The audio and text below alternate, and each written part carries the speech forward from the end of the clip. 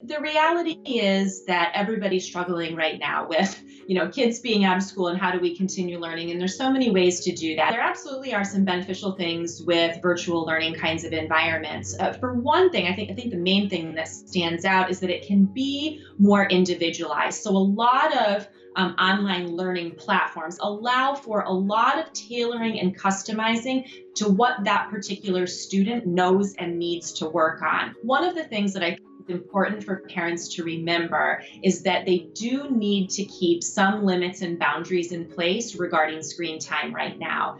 A good rule of thumb is to think about going back and forth between digital kinds of activities and non digital activities throughout the day. If a child is going to be spending some time on a device doing learning kinds of activities, do that for a bit, then turn the device off, take a break. Focus becomes an interesting thing because often people will say, my kid is so focused when they're on the device, they're just consumed with it. But in some ways, it's an artificial focus. It's not the kind of focus that's needed for really paying attention to and taking in, learning or concentration kinds of activities, because a lot of the time, and again, it depends what they're doing on the device.